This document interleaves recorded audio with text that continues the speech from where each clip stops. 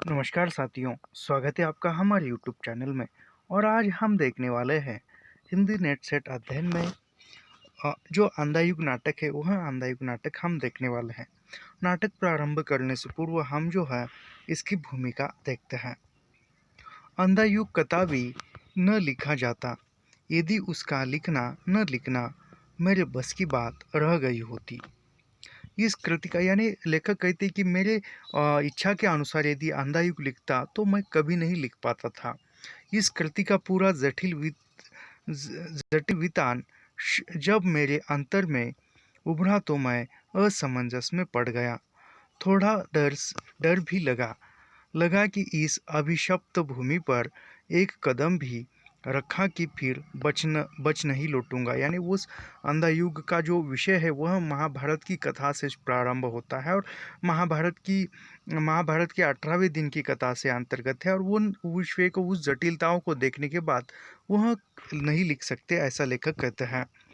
पर एक नशा होता है अंधकार के गरजते महासागर की चुनौती को स्वीकार करने का, पवत्कार लहरों से खाली हाथ जूझने का, अनमानी गहराइयों में उतरते जाने का और फिर अपने को सारे खतरों में डालकर आस्था के प्रकाश के सत्य के मर्यादा के कुछ क्षणों को बटोर कर बचाकर धरातल तक ले आने का। यानी एक नशा रहता है कि वह जो भी काम करते हैं उस काम को पूरा करने का एक नशा होता है। वही जो नशा है लेखक पर चढ़ा और ये नाटक लिखते समय, और एक बार लेखक उस विषय पर उतर गए तो पूरा उन्होंने उतार दिया उस नाटक को। इस नक्शे में इतनी गहरी वंदना और इतना तीखा सुख घुला मिला रहता है कि उनके आस्वान के लिए मन बेबस हो उठता है। उसी की उपलब्धि के लिए यह कृति लिखी गई। एक स्थल पर आकर मन का डर छूट गया था। यानी यदि कोई कार्य करने में हमें डर लगता है और फिर एक बार उस कार्य में हम उतर जाते हैं तो वह जो डर था पहले वह कार्य प्रारंभ करने से पूर्व, यदि हमारे अंदर है और डर है और फिर भी डरते डरते उस कार्य के अंदर हम उतरते हैं तो फिर वह डर जो है निकल जाता है और वह डर छूट जाता है और हम निडर होकर वह कार्य करने लगते हैं। ऐसा ही लेखक के साथ कुछ हुआ। कुंठा, निराशा, रक्तपात, प्रतिशोध, विकृति, क्रूरता, आंधापन, इससे हिचकना क्या, इन्हीं से में तो सत्य है। सत्य के दुर्लभ कण छिपे हुए हैं, तो इनमें क्यों न निडर धसू। इसमें धसकर भी मैं मर नहीं सकता। हम न मरे, मरिए संसारा। यानी वह किस में धसकर मैं नहीं मर सकता, मैं क्यों मरूं, मरे संसार, ऐसा लेखक कहते हैं। पर नहीं, संसार भी क्यों मरे। मैंने जब वेदना की वेदना सबकी भोगी है, तो भी जो सत्य पाया है वह अकेले मेरा कैसे हुआ। मैंने वेदना भोगते हुए, कठिनताओं का सामना करते हुए जो वेदना पाई और वो वेदना पाते हुए वह मैंने जो सत्य पाया वही है। एक धरातल ऐसा भी होता है जहाँ निजी और व्यापक का बाह्य अंतर मिट जाता है। यानी एक समय ऐसा जीवन में आता है जहाँ बाह्य अंतर और व्यापकता, यह सब कुछ मिट जाता है, केवल व्यक्तिगत रहता है। वे भिन्न नहीं रहते, बहिष्कृत भिन्न भिन्न भिन्न। यह तो व्यापक सत्य है जिसकी निजी उपलब्धि मैंने की है। अंत उसकी मर्यादा इसी में है कि वह पुनः व्यापक हो जाए। तो यह धर्मवीर भारती ने लिखी हुई उसकी भूमिका है। अभी जो है इसके हम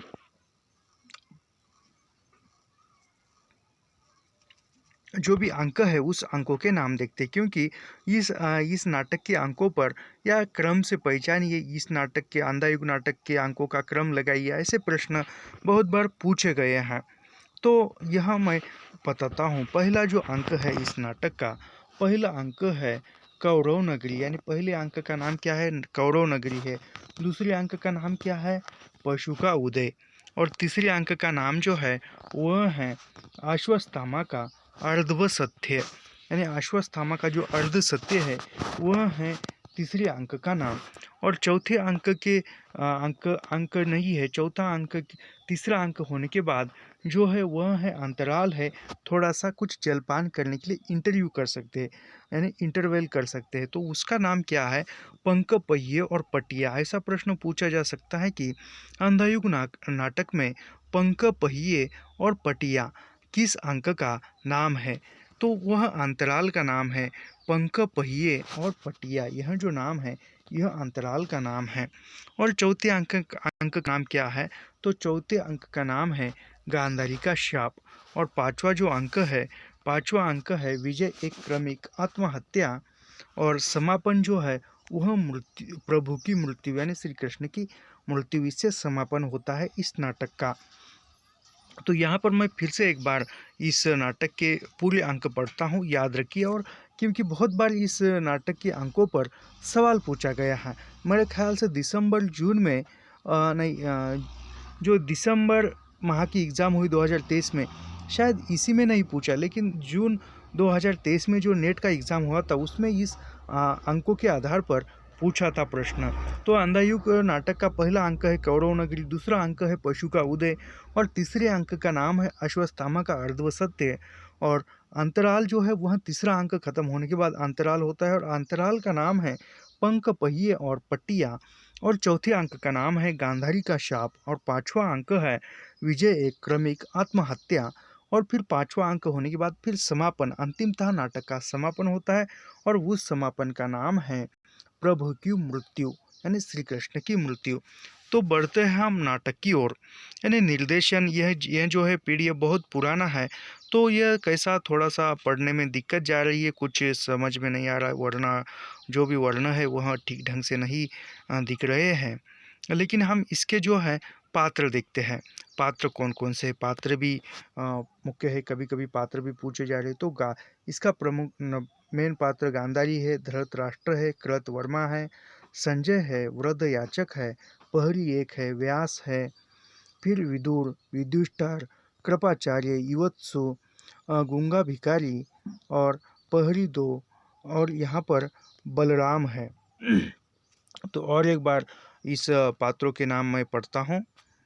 तो गांधारी, धृतराष्ट्र, कृतवर्मा, संजय, वृद्धयाचक, पहली एक, व्यास, और व्यास है, विदुर है, युधिष्ठिर, कृपाचार्य, युवत्सु, गूंगा भिखारी है, और पहली दो, और बलराम। यह जो है यह अंधायुग नाटक के पात्र है। और इसका जो मेन पात्र है वह है अश्वत्थामा, मुख्य पात्र है। और अश्वत्थामा से यहाँ गांधारी, धृतराष्ट्र, कृतवर्मा, फिर विदुर विदुर वो सब कुछ हम नाटक पढ़ते समय यह सब कुछ विस्तार से देखेंगे, इन पात्रों की भूमिका।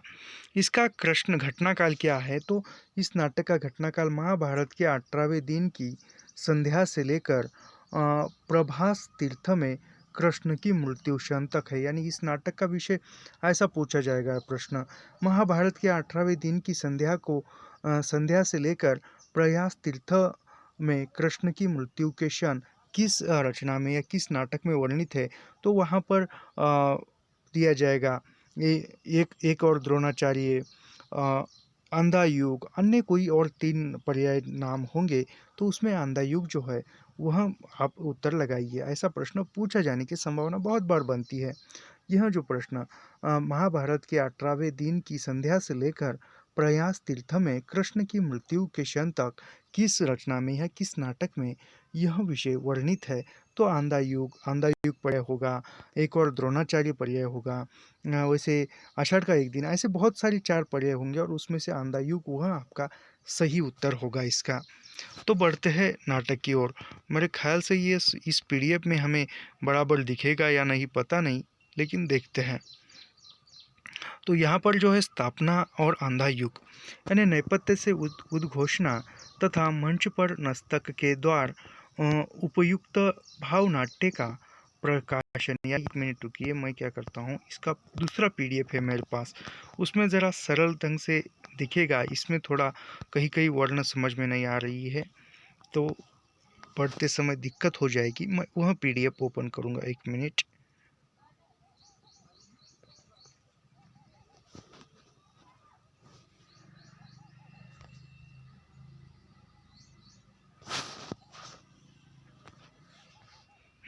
यहाँ पर ठीक ठाक PDF है, दिखाई देगा।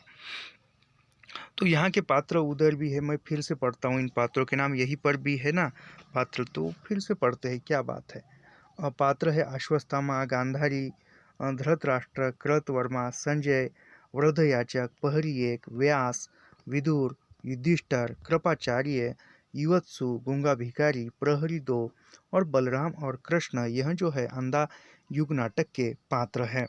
उसके बाद है घटनाकाल। घटनाकाल क्या है हमने देखा, फिर भी देखते हैं।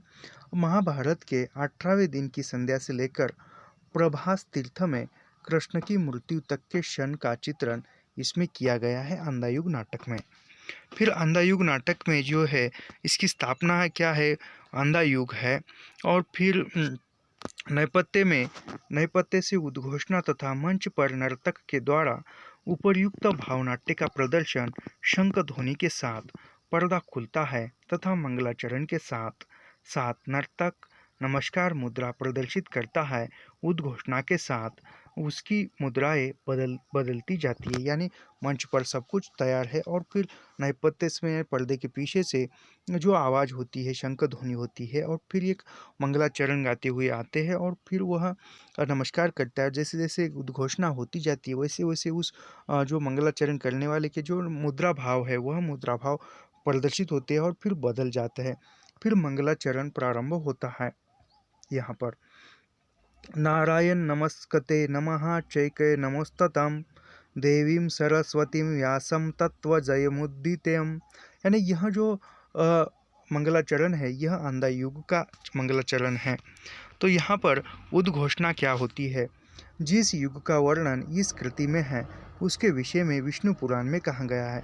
तो अंधायुग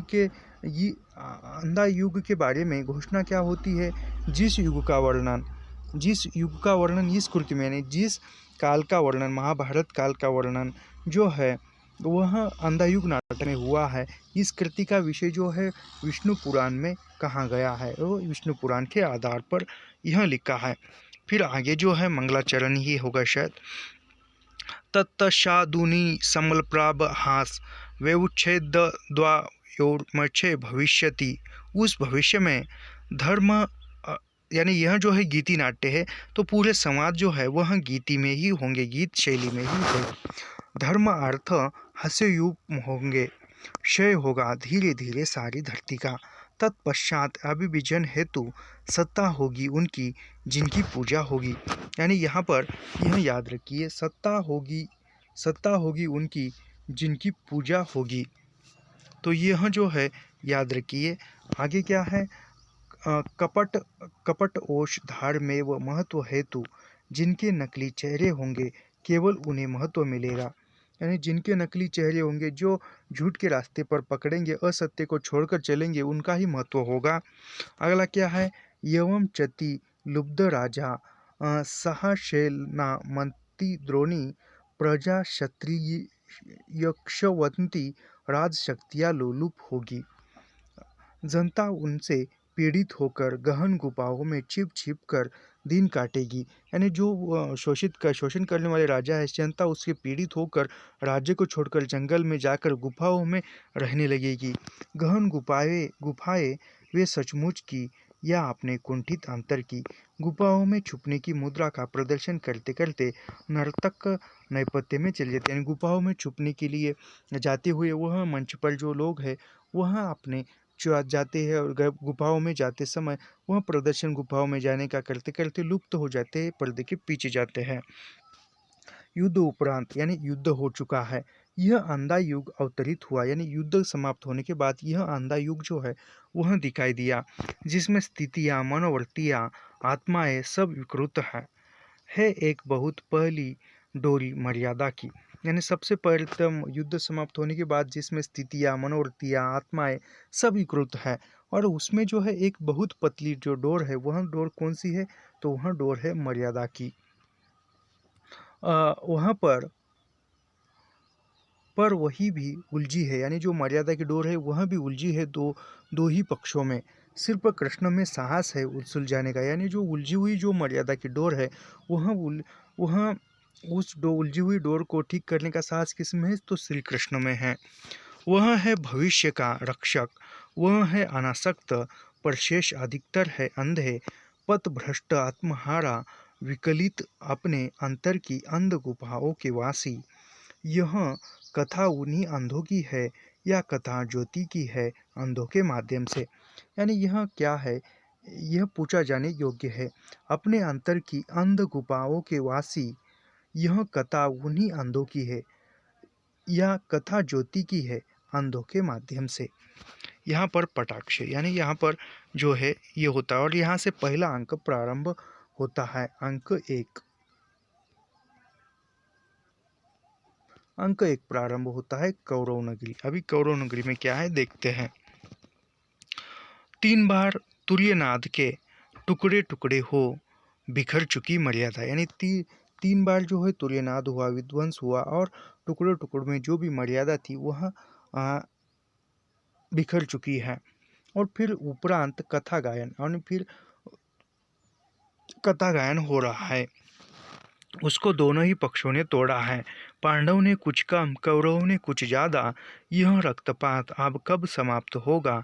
यह अजब युद्ध है, नहीं किसी की भी जय। दोनों पक्षों को खोना ही खोना है। अंधों से शोभित था युग का सिंहासन, दोनों ही पक्षों में विवेक ही हारा। दोनों ही पक्षों में जीता अंधापन, भय का अंधापन, ममता का अंधापन, अधिकारों का अंधापन जीत गया। जो कुछ सुंदर था, शुभ था, कोमलतम था, वह हार गया। द्वापर युग बीत गया, पर्दा उठने लगा। यानी मैं कुछ समझाता हूँ।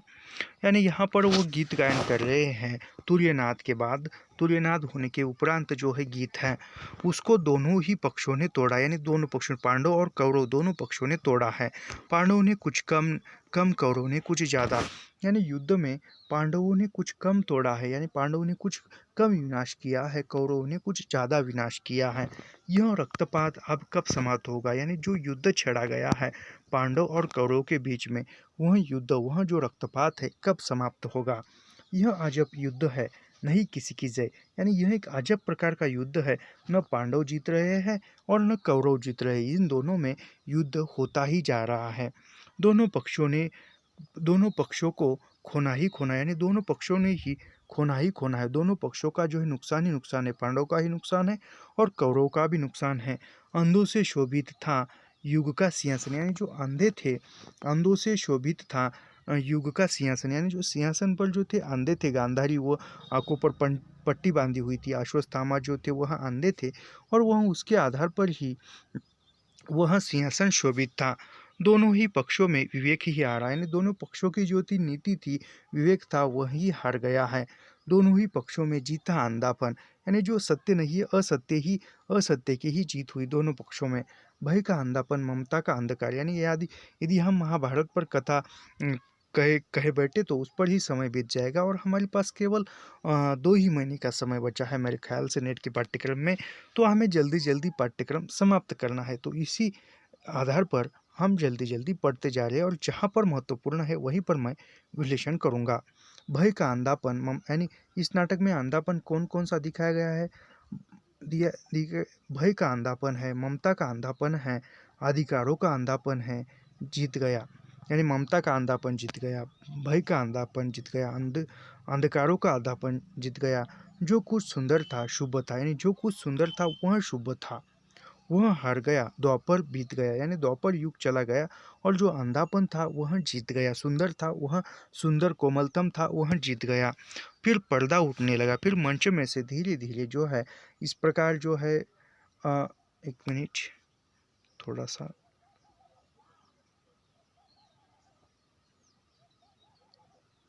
इस प्रकार मंच होगा। यहाँ पर वो जो प्रदर्शन करने वाले, वो अभिनय करने वाले वो होगी और धीरे धीरे ऐसा पर्दा यहाँ से रस्सी खींची जाती है और पर्दा जो है धीरे धीरे यहाँ से ऊपर उठता जाता है।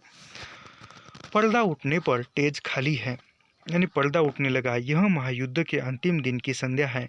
छाई चारों ओर उदासी गहरी, कौरव के महलों का सूना गलियारा। हे घूम रहे केवल 2 बूढ़े प्रहरी। यानी पर्दा उठने के बाद कौन सा दृश्य दिखता है? यह जो है महायुद्ध के अंतिम दिन की यानी 18वें दिन की कथा यहाँ पर वर्णित है इस नाटक में। और फिर वह मंच पर जो है महायुद्ध के अंतिम दिन की संध्या है, शाम का समय है और चारों तरफ जो है उदासी छाई हुई है, चारों तरफ एक गहरी उदासी छाई हुई है। कौरवों के महलों का सूना गलियारा यानी कौरवों के महल में चारों तरफ सूना गलियारा है, कोई शोर शराबा नहीं है, सभी तरफ सुन्न दिखाई दे रहा है। फिर सिर्फ केवल दो बूढ़े ही पहरी घूम रहे हैं। फिर पर्दा उठाने पर टेज खाली है, फिर पर्दा उठ गया और टेज जो है खाली है, मंच खाली है। दाई और बाई और बर्छे और ढाल लिए दो पहरी हैं जो वार्तालाप करते हुए यंत्र प्रचालित से टेज के आर पार चलते हैं। यानी पर्दा उठने के बाद जो मंच खाली है और उस खाली मंच पर दो पहरी जो है वह टहल रहे हैं, आर पार जा रहे हैं। यानी यह पहरी जो है यह आम जनता का प्रतीक है ये इस नाटक में। तो पहरी एक करता है, थके हुए हैं हम पर घूम घूम पहरा देते हैं, इसे सुने गलियारे में। इस सुने गलियारे में यानी वो पहरी ये कहते हैं कि घूम घूम कर यहाँ से वहाँ से वहाँ आकर हम थक गए हैं। यह जो हमारी जो थकान है किसको सुनाए या किसको दिखे, इस गलियारे पर चारों तरफ सुनाए केवल हम दो ही पहरी है, ऐसा वह कहते, पहरी दो कहते हैं। पहरी दूसरा क्या कहता है, सुने गलियारों में जिसके इन रत्न जटिल परशों पर कौरव वधुए मंथर मंथर गति से सुरभित पवन तरंगों सी चलती, आज वे विधवा है। यानी वह पहरी एक क्या कहता है कि इस सुने गलियारों में किसको हमारी कथा व्यथा, हमारी थकान पहरा दे रही सुने गलियारे में। तो वह पहरी दो क्या क्या कहता है कि ये सुने गलियारे में जिनके यानी इस गलियारों पर जिनके रत्न जटिल जो पर्चों पर जो कौरव की पत्नियां थी वह श्रृंगार कर कर घूमती थी, आज वह विधवा हो गई है और इसीलिए इस गलियार में जो है वह उदासी छाई गई है। पहरी एक, थके हुए हैं हम इसलिए नहीं कि कई युद्धों में हमने भी बहुबल दिखाया है। पहरी थे हम केवल सहस्त्र दिनों के लोक हर्षक संग्राम में भाले हमारे हमारे ये ढोले हमारी ये निरर्थक पड़ी रही अंगों पर बोझ बनी। रक्षक थे हम केवल लेकिन रक्षण ये कुछ भी नहीं था यहाँ। यानी पहरी एक कहता है कि हम भी युद्ध में हम भी वीर है, हम भी युद्ध कर सकते हैं। तो हमने भी संग्राम में भाग लिया था, लेकिन हम भी युद्ध में जाते तो ये होता, लेकिन यह कुछ नहीं होगा। सिर्फ यह रक्षक थे हम केवल, लेकिन रक्षण ये कुछ भी नहीं था यहाँ। यानी हम रक्षक करने वाले थे, लेकिन हमारे हाथ में भी रक्षण करने के लिए कुछ नहीं था। फिर पहरी दो कहता है, रक्षणीय कुछ भी नहीं था यहाँ, संस्कृति थी यह एक बूढ़े और अंधे की, जिसकी संतानों ने महायुद्ध घोषित किए। यानी पहरी दो कहता है कि रक्षणीय कुछ भी नहीं था, संस्कृति थी एक बूढ़े यानी संस्कृति थी एक बूढ़े और अंधे की, जिसकी संस्थानों ने महायुद्ध छेड़ा था। यानी कौरव और पांडवों में जो युद्ध हुआ था वह उन्होंने युद्ध छेड़ा था, जिसको अंधेपन में मर्यादा गलित अंक अंगवेशासी प्रजनन को भी रोगी बनाती फिरी, उस अंधी संस्कृति उस रोगी मर्यादा की रक्षा हम करते रहे 17 दिन। यानी पहरी दो कहता है कि 17 दिनों तक हमने रक्षा की, लेकिन अंतिमतः जो परिणाम होने वाला था वह तो हो गया। फिर पहरी एक क्या कहता है कि जिसने अब हमको थका डाला है, मेहनत हमारी निरर्थक थी, आस्था का, साहस का, श्रम का, अस्तित्व का हमारे कुछ अर्थ नहीं था, कुछ भी अर्थ नहीं था। यानी पहरी एक कहता है कि जिसने अब हमको थकाया, यानी जो भी जिसने हमको जिसको हमें जिस पक्ष ने हमें हराया है, थकाया है, हमने भी मेहनत की थी और वह सभी मेहनत जो है वह जो थी मेहनत या आस्था थी वह सब कुछ मिट्टी में मिल गई। अस्तित्व का हमारे कुछ अर्थ नहीं, यानी अब हमारे अस्तित्व का कोई अर्थ नहीं है, क्योंकि सारी तरफ उदासी छाई हुई, सारे जो कौरव नगरी के जो लोग राजा थे वह मृत्यु हो चुके। फिर पहरी दो करता है, अर्थ नहीं था, कुछ भी अर्थ नहीं था, जीवन के अर्थहीन सुने गलियारे में पहरा दे देकर आप थके हुए हैं हम, आप चुके हुए हैं हम। यानी फिर पहरी दो कहता है कि इस सुने गलियारों पर पहरा दे देकर थके हुए हैं हम, रुक गए हैं हम। यानी कितने दिन तक वह भी पहरा देंगे, यानी 17 दिनों तक दोनों पहरियों में जो भी कार्य था वह किया, लेकिन अंतिमतः निराशा ही हाथ लगी। फिर चुप चुप होकर वे आर पार घूमते हैं। यानी जो पहरियों का काम जो है, समझो इस प्रकार जो है, एक वो चबूतरा है या गलियारा है, एक पहरी इस कोने में खड़ा है, एक पहरी जो है इस कोने में खड़ा है, ये पहरी यहाँ जा रहा है, ये पहरी यहाँ आ रहा है, फिर यहाँ से वहाँ, फिर यहाँ से वहाँ, ऐसे वो चारों तरफ जो है पहरी जो है वह अपना अपना काम कर रहे हैं, पहरा दे रहे हैं। फिर वह यहाँ पर चुप होकर आर पार घूमते हैं। सहसा टेज पर प्रकाश धीमा हो जाता है। यानी वो घूम रहे हैं और मंच पर जो प्रकाश है वह धीमा हो जाता है। नैपथ्य से आंधी की सी ध्वनि प्रहरी कान लगाकर सुनता है। यानी नैपथ्य में से पर्दे के पीछे से जो आंधी आ रही है ऐसी ध्वनि सुनाई देती है, और प्रहरी जो है कान लगाकर निस्तब्ध होकर सुन रहा है। दूसरा भौहों पर हाथ रखकर आकाश की ओर देख रहा है। यानी दूसरा जो है भौहों पर ऐसा ऊपर माथे पर, और जो आंखों के ऊपर जो भौहें होती है उस भौहों पर ऐसा तिरछा हाथ रख कर ऊपर आकाश की ओर दिख रहा है। फिर पहरी एक कहता है, सुनते हाँ, कैसी ध्वनि, कैसी है ध्वनि यह भयावह। यानी पहरी दो से कहता है कि सुनते हो यह ध्वनि कैसी भयानक है, भयावह है, डरावनी है। फिर पहरी दो कहता है, सहसा अंधियारा क्यों होने लगा, देखो तो दिख रहा है कुछ। यानी पहरी दो कहता है कि सहसा यह अंधकार क्यों होने लगा, देखो कुछ दिख तो नहीं रहा है। फिर पहरी दो कहता है, आंधे राजा की प्रजा कहाँ तक देखे, दिख नहीं पड़ता कुछ, हाँ शायद बादल है। यानी फिर पहरी एक क्या कहता है कि आंधे, यानी यहाँ इस प्रजा का राजा ही आंधा है, तो आंधे राजा की प्रजा भी आंधी ही होगी, तो वहाँ शायद प्रजा कुछ देख सकेगी क्या, शायद बादल है, शायद बादल घेर कर आ रहे हैं, ऐसा वे कहता है पहरी। फिर पहरी भी बगल में आकर देखता है और भयभीत हो उठता है। फिर वहाँ ये पहरी करता है कि शायद बादल है। फिर पहरी दो जो है पहरी एक के पास आता है, और यह भी आकर दोनों जो है आकाश की तरफ देखते हैं, और फिर वह यह भी जो है घबरा कर उठता है, घबरा जाता है। बादल नहीं है, वे गिद्ध है, लाखों करोड़ों पाखे खोले पंखों की ध्वनि के साथ तेज पर और भी अंधेरा। यानी पहरी दो क्या कहता है, बादल नहीं है, गिद्ध है, लाखों करोड़ों पंखे खोले। यानी गिद्ध किस लिए आए, जो युद्ध में मारे गए उनकी लाशों पर जो है गिद्ध मंडरा रहे हैं, इसलिए आ रहे हैं। यह बादल नहीं, ये गिद्ध है। यानी यह जो है महत्वपूर्ण पंक्तियां है, याद रखिए। बादल नहीं, वे गिद्ध है, लाखों करोड़ों पाके खोले। यह जो कथन किसका है, तो पहरी दो का कथन है, याद रखिए। फिर इस पर पंखों की ध्वनि के साथ, यानी उस गिद्धों की पंखों की ध्वनियाँ आवाज़ सुनाई दे रही है, और स्टेज पर मंच पर जो है अंधेरा हो रहा है। फिर पहरी एक बोलता है, लो सारी कौरव नगरी का आसमान गिद्धों ने घेर लिया। फिर पहरी एक क्या बोलता है, कहता है कि लो सारी कौरव नगरी जो है उसका आसमान जो है, यानी उसका आसमान जो है गिद्धों ने घेर लिया। यानी आसमान में, आकाश में चारों तरफ जो है ये गिद्ध समझिए ऐसे उड़ रहे होंगे, ऐसे ऐसे कुछ तो गिद्ध उसी प्रकार होते। तो सारे कौरव नगरी का आसमान जो है गिद्धों ने घेर लिया है। फिर पहरी दो कहता है, झुक जाओ, ढालों के नीचे छुप जाओ, नर भक्षी है, वे गिद्ध भूखे हैं।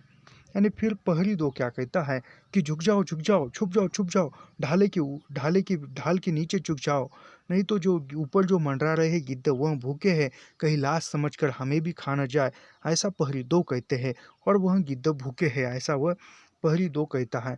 फिर प्रकाश तेज होने लगता है, यानी प्रकाश की गति जो है फिर तेज होने लगती है, मंच पर उजाला आ जाता है। पहरी एक, लो ये मुड़ गए कुरुक्षेत्र की दिशा में।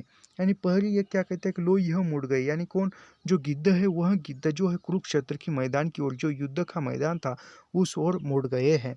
आंधी की ध्वनि कम होने लगी, यानी जो भयानक जो आंधी की ध्वनि थी वह कम होने लगी थी। फिर पहली दो कहते हैं, मौत कैसे ऊपर से निकल गई, यानी पहली दो क्या कहता है कि मौत कैसे ऊपर से निकल गई, यानी जो भूखे जो गिद्ध थे वह भूखे गिद्ध इन दोनों को देख लेते, पहली एक और पहली दो को तो खा डालते। तो फिर वह कुरुक्षेत्र की ओर गया और फिर पहली दो कहता है कि मौत जो है हमारे ऊपर से निकल गई। फिर पहली एक कहता है "अ, अशकुन है, भयानक वह, पता नहीं क्या होगा कल तक इस नगरी में विदुर का प्रवेश बाई ओर से"। यानी फिर अशकुन, यानी फिर पहली एक कहता है कि अशकुन है, भयानक वह, पता नहीं क्या होगा कल तक इस नगरी में। यानी फिर पहली एक कहता है कि अशकुन है, अपशकुन है, अपशकुन है, भयानक है, क्या होगा पता नहीं कल तक इस नगरी का, आने क्या होगा कल तक किसने देखा है। फिर इतने में विदुर का प्रवेश जो है वह बाई ओर से मंच पर होता है। फिर पहली एक कहता है कौन है, यानी विदुर को कहता है कौन है। फिर विदुर, मैं हूँ विदुर, देखा धृतराष्ट्र ने, देखा यह भयानक दृश्य। यानी फिर विदुर कहता है पहली एक से, मैं हूँ विदुर, देखा धृतराष्ट्र ने, देखा यह भयानक दृश्य, यानी देखा यह कैसा भयानक दृश्य था, ऊपर से गिद्ध भूखे गिद्ध मंडरा रहे थे। फिर पहली एक देखेंगे कैसे वे आंधे हैं, कुछ भी क्या देख सके अब तक वे। यानी मैंने एक बार, मैं सॉरी आपसे, क्योंकि मैंने पहले जो था वह अश्वत्थामा को आंधा कहा था, लेकिन यहाँ पर धृतराष्ट्र जो है वह आंधे है। फिर वह पहली एक क्या कहता है, वह कैसे धृतराष्ट्र कैसे देख सकते हैं गिद्धों को, क्योंकि वह तो पहले से ही आंधे है, ऐसा वो पहली एक कहता है विदुर विदुर को। फिर वो देखेंगे कैसे वे आंधे हैं, कुछ भी क्या देख सके आप तक वे, यानी कुछ आप तक उसने क्या देखा है धृतराष्ट्र ने, जो आप वहाँ गिद्ध गिद्ध घूम रहे वहाँ दृश्य देखेंगे। फिर विदुर कहता है मिलूंगा उनसे मैं, अशकुन भयानक है, पता नहीं संजय क्या समाचार लाया है। यानी फिर वह विदुर कहता है कि मैं मिलूंगा धृतराष्ट्र को, अपशकुन है, भयानक है, पता नहीं संजय, यानी संजय को जो थे वह दूरदृष्टि पता दूरदृष्ट था, वह इस यहाँ पर खड़े रहकर वह युद्ध मैदान में क्या हो रहा है वह देखकर वह धृतराष्ट्र और गांधारी को बताते थे, कौन संजय। तो फिर वह संजय ने क्या समाचार लाया है वह भी पता चलेगा और धृतराष्ट्र को भी मैं मिलूंगा, ऐसा विदुर कहते हैं। प्रहरी जाते हैं, विदुर अपने स्थान पर चिंतातुर खड़े हैं, पीछे का पर्दा उठने लगता है। फिर प्रहरी जाता है, विदुर जो है अपने स्थान पर चिंता करते हुए खड़ा है और फिर पर्दे पीछे का पर्दा जो है वह उठने लगता है। फिर कथा गायन होता है, कथा गायन होने लगता है। हे कुरुक्षेत्र से कुछ भी खबर न आई, जीता या हारा, बचा कुचा कौरव दल, जाने किसकी लोथों पर जा उतरेगा यह नरभक्षी गीदों का भूखा बादल, अंतपुर में मरघट की सी खामोशी, कृश गांधारी बैठी है शीश झुकाए, सिंहासन पर धृतराष्ट्र मौन बैठे हैं, सिंहासन पर धृतराष्ट्र मौन बैठे हैं, संजय अब तक कुछ भी संवाद न लाए। यानी वह कथा गायन कह रहे और कथा गायन कहते हुए कह रहे कि कुरुक्षेत्र में से खबर कुछ भी नहीं आई है, उन पर जो है कुरुक्षेत्र पर भूखे गिद्धों का बादल मंडरा रहा है, और नरभक्षी जो गिद्ध है भूखे है और उसका बादल मंडरा रहा है, और जो कृश गांधारी बैठी हुई है सिर झुकाए, और संजय ने भी कुछ संवाद नहीं लाया, यानी संजय ने भी कुछ समाचार नहीं लाया। मैं फिर से यह कथा गायन पढ़ता हूँ।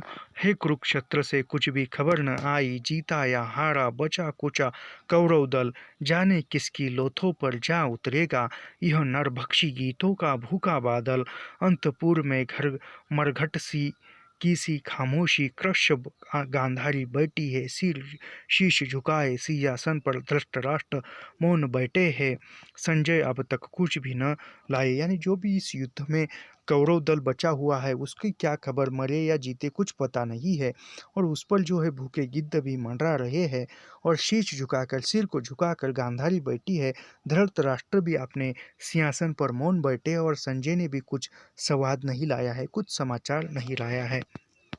फिर धीरे धीरे जो है पर्दा पर्दा उठ जाता है। पर्दा उठने पर फिर अंतपुर कुशासन बिछाए सादी चौकी पर गांधारी एक छोटे सिंहासन पर चिंतातुर धृतराष्ट्र विदुर उनकी ओर आ रहा है। यानी फिर वह गांधारी और धृतराष्ट्र जो है वह बैठे हैं सिंहासन पर, और एक छोटे से सिंहासन पर जो धृतराष्ट्र चिंता करते हुए बैठे हैं, और फिर विदुर जो है उसकी ओर आ रहे हैं। फिर धृतराष्ट्र कहता है, कौन? संजय। यानी फिर धृतराष्ट्र अंधा है, देख नहीं सकता, तो संजय जो है धृतराष्ट्र को जो भी युद्ध भूमि पर हुआ है वह बताने के लिए आया है। और फिर वह विदुर आता है तो वह धृतराष्ट्र को पता चलता है कि संजय आया है। फिर धृतराष्ट्र कहते कौन? विदुर आया, कौन? संजय आए हैं, संजय आया है। फिर विदुर कहता है नहीं, विदुर हूँ महाराज। यानी फिर विदुर कहता है कि नहीं, मैं संजय नहीं, मैं विदुर हूँ महाराज। विल्हल है सारा नगर आज, बचे कुचे जो भी 10-20 लोग कौरव नगरी में हैं, अपलक नेत्रों से कर रहे प्रतीक्षा है संजय की। यानी वह कहते हैं कि आज जो है यह विग्लव यानी संकट में इस नगरी में छाया हुआ है, बचे कुछ 20 लोग हैं, वही वही जो संजय के समाचार की प्रतीक्षा कर रहे हैं। यह विदुर कहता है धृतराष्ट्र से। कुछ क्षण महाराज के उत्तर की प्रतीक्षा कर, यानी कुछ क्षण महाराज का उत्तर क्या आता है, यानी धृतराष्ट्र का उत्तर क्या आता है, इसलिए जो है संजय प्रतीक्षा करता है। महाराज चुप क्यों है इतने आप? माता गांधारी भी मौन है। यानी संजय कहता है कि महाराज आप चुप क्यों हो इतने? माता गांधारी भी चुप है। फिर धृतराष्ट्र कहते हैं, विदुर जीवन में प्रथम बार आज मुझे आशंका व्यापी है। यानी विदुर धृतराष्ट्र विदुर से कहता है कि विदुर जीवन में प्रथम बार, पहली बार आज मुझे यह आशंका व्यापी है। फिर विदुर कहता है, आशंका? यानी प्रश्नवाचक चिन्ह है। यह विदुर कहता है, आशंका? कैसी आशंका? आपको जो व्यापी व्यापी है आज, वह वर्षों पहले हिला गई थी सबको। यानी फिर विदुर क्या कहता है, आशंका? कैसी आशंका? आपको जो आशंका व्यापी है आज, वह वर्षों पहले सबको हिला गई थी। यानी वर्षों पहले भी यह आशंका आकर गई थी, ऐसा वह धृतराष्ट्र को विदुर कह रहा है। फिर आगे कहते हैं धृतराष्ट्र, पहले पर कभी भी तुमने यह नहीं कहा, यानी पहले जब आशंका आई थी तब तुमने ऐसे कभी नहीं कहा, तो इससे पहले भी यह आकर संकट आकर गया, ऐसे पहले नहीं कभी कहा। धृतराष्ट्र कह रहे विदुर से। फिर विदुर कहता है, भीष्म ने कहा था, गुरु द्रोण ने कहा था, इसी अंतपुर में आकर कृष्ण ने कहा था, मर्यादा मत तोड़ो, तोड़ी हुई मर्यादा कुचली हुई अजगर सी कुंजलिका में कौरव वंशी को लपेटकर सूखी लकड़ी सा तोड़ डालेगी। यह जो है यह पीछे 2019 नेट परीक्षा में पूछा गया कथन है। यहाँ से मर्यादा मत तोड़ो, तोड़ी हुई मर्यादा कुचले हुए अजगर सी गुंजलिका में कौरव वंश को लपेटकर जली लकड़ी सी तोड़ डालेगी। यह जो है सूखी लकड़ी सी तोड़ डालेगी, यह जो कथन है यह पूछा गया था नेट की परीक्षा में, नेट जेआरपी परीक्षा में। और यह विदुर का कथन है। यह आंधा युग नाटक में यह कथन किसका है पूछा था, उसमें था धृतराष्ट्र पर्याय था, गांधारी था, विदुर था, प्रहरी था। तो उसमें जो है बहुत से लोगों ने जो भी बाद में बताया पेपर होने के बाद गांधारी का है कहा था, लेकिन यह विदुर का कथन है। याद रखिए, ये बहुत बार पूछा गया कथन है परीक्षा में। मेरे ख्याल से यह 2019-20 में पूछा था। और फिर वहाँ कहते हैं विदुर पूछता है कि यह आशंका आपको आप हो रही, यानी इससे पहले इस आशंका ने अधेम मचाया था इसी नगरी पर। और वह फिर धृतराष्ट्र कहते, इससे पहले तो तुमने ऐसे कभी जवाब नहीं दिया था। फिर वह विदुर कहता है, इससे पहले नहीं, भीष्म ने कहा था आशंका आने वाली है, गुरु द्रोण ने भी कहा था, इसी अंतपुर में, यानी यह अंतपुर में कहा था, आकर कृष्ण ने कहा था, फिर कृष्ण भी कहा था। यानी फिर जो मर्यादा तोड़ोगे तो उसका जो परिणाम है, तुमने मर्यादा तोड़ी है तो उसका परिणाम भी तुमको ही भोगना पड़ेगा, कहने का मतलब ऐसा है। और आज भी यदि हम कोई नियम मर्यादा तोड़ते हैं और उसके जो भी दुष्परिणाम हम पर होते हैं तो उसको भोगना भी हमें ही पड़ेगा। तो यह कहने का मतलब है। यानी यह जो है धृतराष्ट्र विदुर का कथन है, मर्यादा मत तोड़ो, तोड़ी हुई मर्यादा कुचली हुई अजगर सी गुंजलिका में कौरव वंश को लपेटकर सूखी लकड़ी सा तोड़ डालेगी। यह कथन पूछा गया है नेट परीक्षा में, और वह बात भी पूछा जाएगा, यानी मर्यादा तोड़ने से क्या क्या विनाश होता है, यह उसकी ओर संकेत कहते हैं। फिर धृतराष्ट्र कहते हैं, समझ नहीं सकते हो विदुर तुम, मैं था जन्मांध, कैसे कर सकता था ग्रहण मैं, ग्रहणमय बाहरी यथार्थ या सामाजिक मर्यादा को। यानी धृतराष्ट्र कहते हैं कि विदुर, तुम समझ नहीं सकते, मैं तो जन्म से ही अंधा हूँ, तो मैं कैसे बाहर की साम्राज्य का, कैसे बाहर की सामाजिक यथार्थ को देख सकता था, और कैसे उस मर्यादा को मैं तोड़ सकता था। ऐसा वो धृतराष्ट्र कह रहे हैं। फिर विदुर कहते हैं, जैसे संसार को किया था ग्रहण आपने अंधेपन के बावजूद, यानी अंधा होने के बावजूद भी तुमने संसार को, इस जीवन को, इस सिंहासन को ग्रहण किया था, उसी प्रकार तुम मर्यादाओं को भी ग्रहण कर सकते हो। ऐसा विदुर कहता है।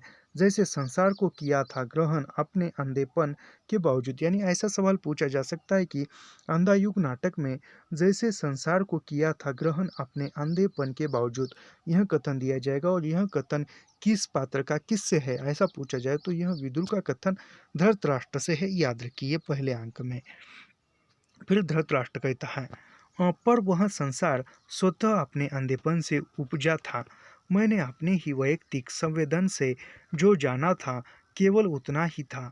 मेरे लिए वस्तु जगत इंद्रजाल की माया दृष्टि के समान घने गहरे अंधियारे में एक काले बिंदु से मेरे मन ने सारे भाव किए थे विकसित।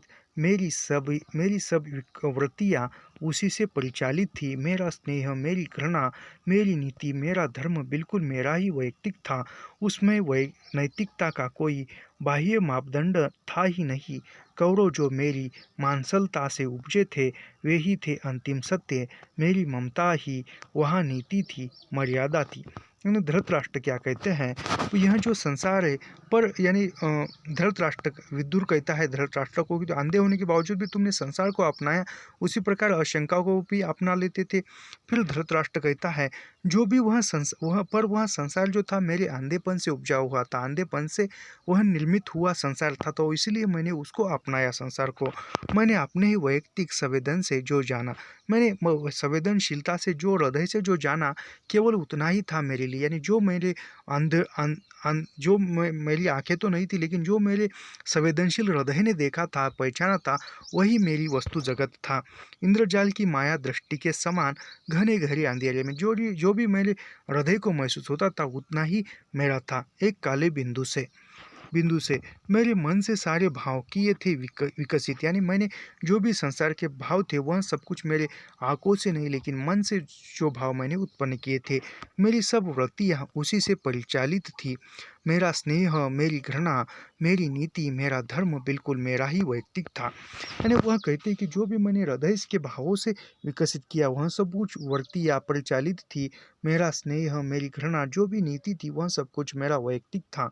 उसमें नैतिकता का कोई बयान, यानी उसमें नैतिकता कुछ भी नहीं थी। कौरव जो मेरी मांसलता से उपजे थे, यानी कौरव जो थे मुझसे उपजित हुए थे, वे ही थे अंतिम सत्य। यानी धृतराष्ट्र के लिए कौन अंतिम सत्य था, तो कौरव ही थे। मेरी ममता ही वह नीति थी, यानी कौरव के सामने मेरी जो स्नेह था, धृतराष्ट्र का ममता थी, वही नीति थी, और वही मर्यादा भी थी। फिर विदुर कहते हैं, पहले ही दिन से किंतु आपका वह अंतिम सत्य कौरवों का सैनिक बल होने लगा था। सिद्ध, झूठा और शक्तिहीन पिछले 17 दिन से एक एक कर पूरे वंश के विनाश का संवाद आप सुनते रहे। यानी फिर विदुर कहता है, पहले ही दिन से किंतु आपका वह अंतिम सत्य, यानी पहले दिन से जो आपका जो सत्य था, वह कौरव सैनिकों का बल था, होने लगा था सिद्ध झूठा। यानी आपका जो भी वह अंतिम सत्य था, वह सैनिकों के बल था, और वही बल जो था, वह यानी आपका जो अंतिम सत्य था, वही सत्य जो है झूठ होने लगा था, शक्तिहीन हो रहा था पिछले 17 दिनों से। आज तो 18वां दिन है। फिर एक एक कर पूरे वंश का विनाश हो रहा था, और फिर आप संवाद सुन रहे थे, यानी आप संजय से संवाद सुन रहे थे। कौरव जो है वह हार रहे हैं, शक्तिहीन होकर हार रहे हैं, यह सुन रहे थे। फिर धृतराष्ट्र कहते हैं, मेरे लिए वे संवाद सब निरर्थक थे। मैं हूँ जन्मांध, केवल सुन ही तो सकता हूँ। संजय मुझे देते हैं केवल शब्द, उन शब्दों से जो आकार चित्र बनते हैं, उनसे मैं अब तक अपरिचित हूँ, कल्पित कर सकता नहीं। कैसे दुशासन की आहत छाती से रक्त उबल रहा होगा, कैसे क्रूर भीम ने अंजुली में धार उसे ओट तक किए होंगे। यानी वह कहते हैं धृतराष्ट्र क्या कहते हैं, केवल मैं संवाद सुन सकता हूँ संजय का, लेकिन संवाद सुनकर मैं उसकी जो कल्पना या चलचित्र मन में निर्माण नहीं कर सकता था। उन शब्दों शब्दों से जो आकार चित्र बनते हैं उसमें आप तक अपरिचित हूँ। यानी जो भी शब्द सुनते, यानी कोई कह रहा है कि एक नदी है, नदी में जो है एक लड़का डूब रहा है, तो एक साधारण देखने वाला इंसान कोई जो है आंखों के सामने एक चलचित्र निर्माण करेगा नदी में, और नदी में लड़का डूब रहा है और वह लड़का बचाओ बचाओ चिल्ला रहा है, हाथ पैर हिला रहा है और वो पानी के अंदर जा रहा है, बाहर आ रहा है, इस प्रकार वह, लेकिन उस प्रकार जो है धृतराष्ट्र जन्म से अंधे थे, उसने कुछ दृश्य देखा नहीं था। संजय देख रहा है, संजय बता रहा है कि बहुत से हमारे सैनिक मारे जा रहे हैं, खून की नदियाँ बह रही है, हमारे सैनिक जो है खून से लथपथ हो गए हैं। लेकिन धृतराष्ट्र जो है वह खून से लथपथ हुआ चित्र अपने मन मस्तिष्क में निर्माण नहीं कर सकते थे, क्योंकि वह जन्म से आंधे थे और वह नहीं देख सकते थे। फिर वह इसीलिए कहते हैं कि जो भी संजय ने संवाद बताए आकार चित्र बनते हैं, उसे मैं अब तक अपरिचित हूँ। यानी किस प्रकार खून है, किस प्रकार खून बहता है, किस प्रकार आदमी को जख्म होती है, यह सब कुछ मैं नहीं जानता। कैसे दुशासन की आहत छाती से रक्त उबल रहा होगा, यानी कैसे दुशासन जो है छाती से रक्त बहा रहा है, यह मैं नहीं देख सकता। कैसे क्रूर भीम ने अंजुली में धार से ओट तर किए होंगे, यानी किस प्रकार वह दृश्य जो है वह नहीं बता। फिर गांधारी का प्रवेश होता है, कानों पर हाथ रखकर, फिर गांधारी ऐसे कानों पर हाथ रखकर आती है, महाराज मत दोहराइए, महाराज मत दोहराइए, वह सह नहीं पाऊंगी, सब क्षण चुप। यानी वह गांधारी कहती है कि महाराज मत दोहराइए वह दुख की बात, मत दोहराइए वह युद्धों का चित्रण, युद्ध कुरुक्षेत्र के मैदान का चित्रण, मुझसे यह सुना नहीं जाएगा, सब कुछ चुप हो जाते हैं, सब कुछ चुप हो जाते हैं। फिर धृतराष्ट्र कहते हैं, आज मुझे भान हुआ मेरी वैयक्तिक सीमाओं के बाहर भी सत्य हुआ करता है। यह कथन भी इम्पोर्टेंट लगता है, परीक्षा में पूछा जाने योग्य है। आज मुझे भान हुआ मेरी वैयक्तिक सीमाओं के बाहर भी सत्य हुआ करता है। यह पूछा जाएगा कि अंधायुग नाटक में किसका है, तो धृतराष्ट्र का है, और यह किस रचना का है, तो अंधायुग रचना का है, याद रखिए। फिर वह धृतराष्ट्र कहता है कि मेरी जो वैयक्तिक मर्यादा थी उसके बाहर भी ये कुछ सत्य होता है। आज मुझे भान हुआ, यानी आज मुझे पता चला। सहसा यह उगा कोई बांध टूट गया, यानी कुछ बांध जो है टूट गया। कोटि कोटि योजन तक दहाड़ता हुआ समुद्र मेरे वैयक्तिक अनुमानित सीमित जग को लहरों की विषय जीवाओं से निकलता हुआ मेरे अंतर्मन में बैठ गया। सब कुछ बह गया, मेरे अपने वैयक्तिक मूल्य, मेरी अनिश्चित किंतु ज्ञानहीन आस्थाएं। फिर विदुर कहता है, यह जो पीड़ा ने पराजय ने दिया है, ज्ञान दृढ़ता ही देगा वह। यानी फिर विदुर कहता है कि जो आपके पीड़ा ने, जो आपने पराजय ने ज्ञान दिया है, जो सिखाया है, यानी कहते हैं कि ठोकर जब लगती है तभी इंसान सीखता है, तो उसी प्रकार विदुर कहते हैं धृतराष्ट्र जी, जो पीड़ा ने सिखाया, यानी जो कठिनाइयों से आपने सीखा है, जो पराजय हार कर आपने सीखा है, ज्ञान दिया है, वही आपको दृढ़ बना देगा, दृढ़ बनने की शक्ति देगा। फिर धृतराष्ट्र कहते हैं, किंतु इस ज्ञान ने भय ही दिया है विदुर। जीवन में प्रथम बार आज मुझे आशंका व्यापी है। यानी धृतराष्ट्र कहते हैं कि जो निराशा ने मुझे ज्ञान दिया है, जो पराजय ने ज्ञान दिया है, पीड़ा ने ज्ञान दिया है, इन सब ज्ञान ने मुझे भय दिया है विदुर। और जीवन में मुझे पहली बार अशंका व्यापी, यानी पहली बार मेरे मन में शंका जो है निर्माण हुई है, और वह शंका पूरे मेरे शरीर पर व्यापी हुई है। फिर विदुर कहते हैं, भय है तो ज्ञान है अधूरा अभी। यानी यह सब कुछ इस नाटक के जो संवाद है वह काव्यमय शैली में, जैसे कि हिंदी फिल्म जगत में जो हीर रांझा फिल्म है उसके संवाद पहली बार काव्यमय शैली में लिखे हुए थे, जो अजगर वजाहत जी ने लिखे हुए मेरे ख्याल से। तो वह उसी प्रकार यह जो है, यह नाटक के पूरे संवाद जो है यह काव्यमय शैली में लिखे हुए हैं। तो विदुर कहता है, भय है तो ज्ञान है अधूरा अभी। प्रभु ने कहा था, वह ज्ञान जो समर्पित नहीं है, अधूरा है। मनोबुद्धि तुम अर्जित कर दो मुझे भय से मुक्त होकर। यानी फिर विदुर कहता है कि तुम्हें यदि भय है तो तुम्हारा जो ज्ञान है वह ज्ञान अधूरा है। यानी किसी चीज़ के बारे में तुम्हें ज्ञान होगा तो उस चीज़ का तुम्हें डर नहीं लगेगा। यदि समझो किसी को पुलिस थाने की सब कुछ जो भी कार्रवाई होती है वह सब कुछ पता है, तो उसको पुलिस का जो है कानून का कोई डर नहीं लगेगा, क्योंकि उसे पता है कि वहाँ यदि पुलिस कस्टडी में यदि जाते हैं तो वह किस प्रकार छूटना है, वह उसका ज्ञान है। तो वहाँ से बाहर आने का ज्ञान है, अदालत से बाहर आने का, पुलिस स्टेशन से बाहर आने का, तो वो घबराएगा नहीं, क्योंकि उसे उस पुलिस स्टेशन का पूरा ज्ञान है। तो उसी प्रकार विदुर कहते हैं कि भय है तो तुम्हें जो ज्ञान है वह ज्ञान अधूरा है, पूरा नहीं है। फिर प्रभु ने कहा था, यानी श्री कृष्ण ने कहा था, ज्ञान जो अर्जित नहीं है अधूरा है। यानी जो ज्ञान समर्पित नहीं है, जो जो हमारे भीतर ज्ञान है वह ज्ञान पूरा समर्पित नहीं है, तो वह ज्ञान अधूरा है। यानी समर्पित यानी क्या, पूरा जो ज्ञान है वह ज्ञान हमें न्याय दिलाने के लिए पूरा ज्ञान समर्पित नहीं है, तो वह ज्ञान हमारा अधूरा है मानिए। फिर मनोबुद्धि तुम अर्जित कर दो मुझे, यानी जो भी मनोबुद्धि है वह अर्जित कर दो मुझे। भय है तो भय से मुक्त होकर तुम प्राप्त मुझे ही होंगे, इससे संदेह नहीं। यानी भय है तो तुम किसी और को ही प्राप्त होंगे, यानी किसी और को ही तुम मिलोगे, किसी और का ही सहारा लोगे, इसमें संदेह नहीं, ऐसा वे कहते हैं। फिर गांधारी आवेश से फिर गांधारी आवेश में आकर कहती है, माता है तो इसमें संदेह है और किसी को मत हो, मुझे है, अर्जित कर दो मुझको मनोबुद्धि। उसने कहा है, यह जिसने पितामह के वानों से आहत हो अपनी सारी ही मनोवृत्ति खो दी थी, उसने कहा है, यह जिसने मर्यादा को तोड़ा है बार बार। यानी वो फिर गांधारी कहती है कि इसमें संदेह है और किसी को मत हो लेकिन मुझको, यानी इसमें संदेह है, किसी को संदेह है या नहीं है मुझे पता नहीं, लेकिन मुझको संदेह है प्रभु पर। अर्जित कर दो मुझको मनोबुद्धि, यानी जो भी आपकी मनोबुद्धि है, जो भी आपका मनोबल है वह मुझको अर्जित कर दो, सौंप दो। उसने कहा था, यानी प्रभु ने कहा था, कृष्ण ने कहा था। उसने पितामह के वाणों से आहत हो अपनी सारी ही मनोबुद्धि खो दी थी, यानी जो भी पिता की ओर से जो भी ज्ञान था, जो भी वाणी प्राप्त हुई थी, वह सब कुछ उसने खो दी थी, मनोवृत्ति खो दी थी। उसने कहा है, जिसने मर्यादाओं को तोड़ा है बार बार, यानी जिसने मर्यादाओं को बार बार तोड़ा है वही उसी ने मर्यादाओं को संभाल कर रखने की बात कही है, ऐसी गांधारी कहती है। फिर धृतराष्ट्र कहता है, शांत रहो गांधारी, शांत रहो, दोष किसी को मत दो, अंधा था मैं। यानी फिर धृतराष्ट्र कहता है कि अपनी पत्नी को कहता है, गांधारी धृतराष्ट्र की पत्नी है, कहता है, शांत हो गांधारी, शांत हो, दोष किसी को मत दो, मैं ही अंधा था। यानी कहने का मतलब मैं जो इनका राजा था, पिता था, मैं ही अंधा हूँ, तो मेरी प्रजा, मेरे बेटे वह भी अंधे होंगे, ऐसा वह धृतराष्ट्र कहता है।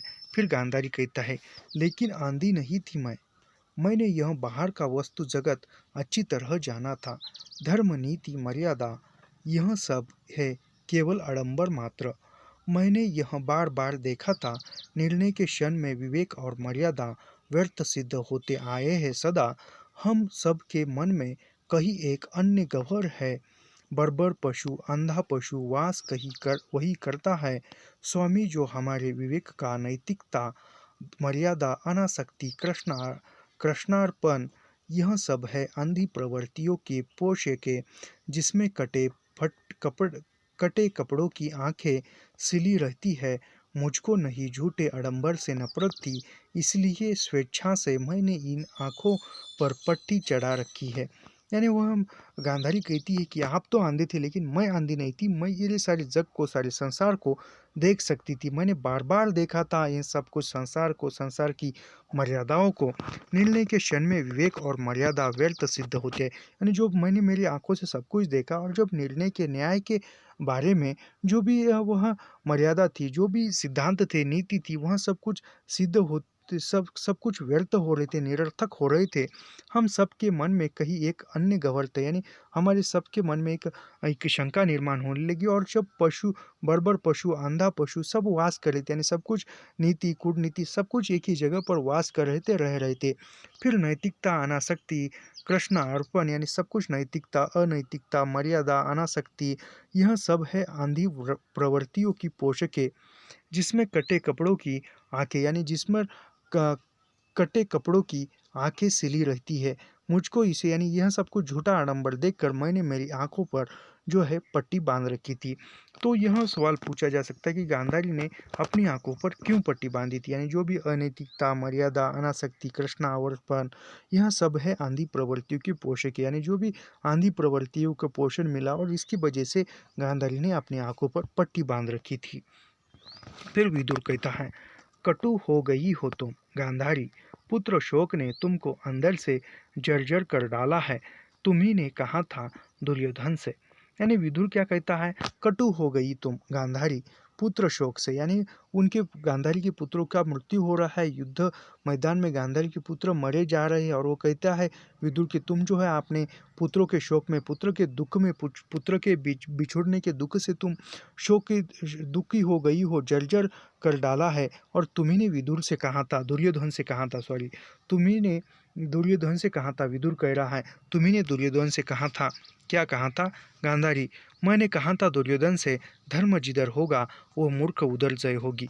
यह भी पूछा गया कथन कथन है नेट के बारे में, यानी वहाँ दुर्योधन को गांधारी ने कहा था, मैंने कहा था दुर्योधन से, जिधर धर्म होगा वो मूर्ख उधर जय होगी।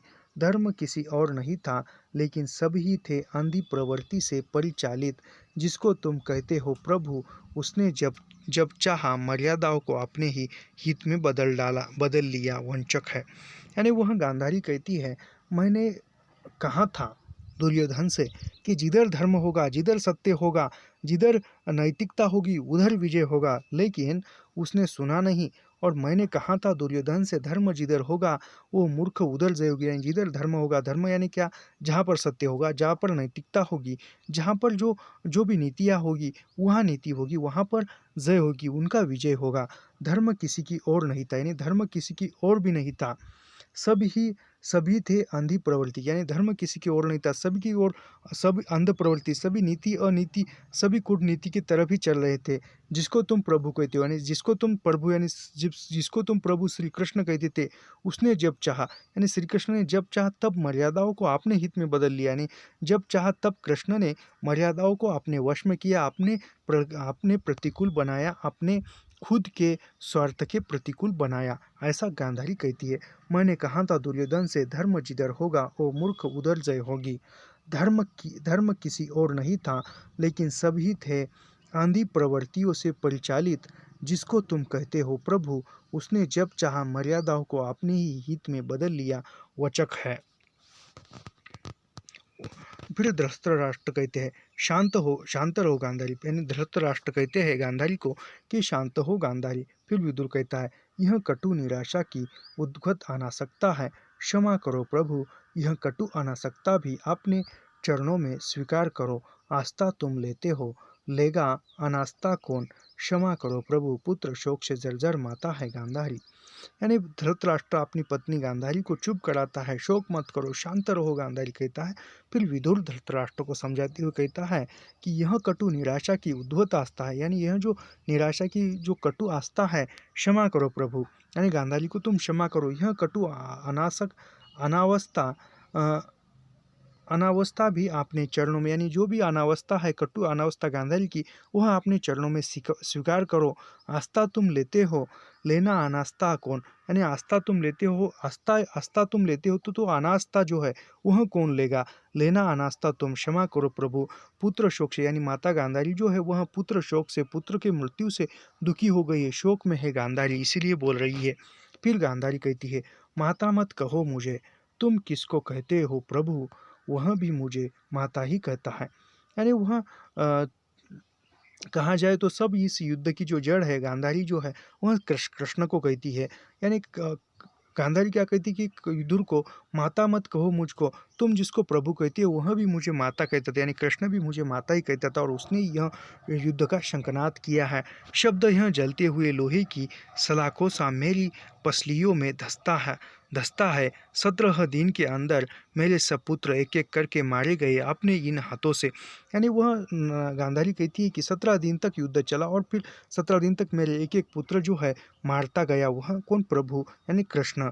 मैंने उन फूलों सी वधुओं की कलाइयों से चूड़ियाँ उतारी, अपने इस आंचल से सिंदूर की रेखाएं पोंछी। यानी मैंने मेरी बहुओं की जो है सिंदूर पोंछे है, चूड़ियाँ तोड़ी है, वह कोमल सी कलाइयों की, ऐसा वे कहती है। और यह दुख मैं ही देख सकती हूँ।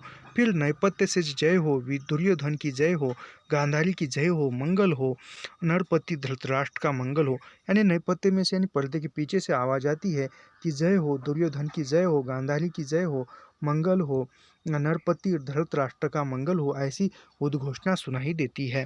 देखो यानी धृतराष्ट्र कहता है, देखो विदुर, देखो देखो विदुर, देखो संजय आए हैं। यानी फिर धृतराष्ट्र कहता है कि देखो विदुर, संजय आए हैं, यानी संजय क्या समाचार लाए हैं। फिर गांधारी कहती है, जीत गया मेरा पुत्र दुर्योधन, मैंने कहा था वह जीतेगा निश्चय आज प्रहरी का प्रवेश। यानी गांधारी कहती है कि मैंने कहा था मेरा पुत्र दुर्योधन जो है वह जीत कर आएगा, निश्चय ही आज वह जीत कर आया है, ऐसा कहती है। तभी प्रहरी का प्रवेश होता है। फिर प्रहरी करता है, याचक है महाराज। याचक का प्रवेश, एक वृद्ध याचक आता है। यानी याचक यानी एक संदेशा आता है और वह कहता है कि याचक है महाराज, प्रहरी करता है और वह याचक का प्रवेश होता है। एक वृद्ध याचक आता है। फिर विदुर, याचक है उत्तन जलाट श्वेत शिख आना आजानुबाहु। यानी फिर याचक कहता है कि याचक है, फिर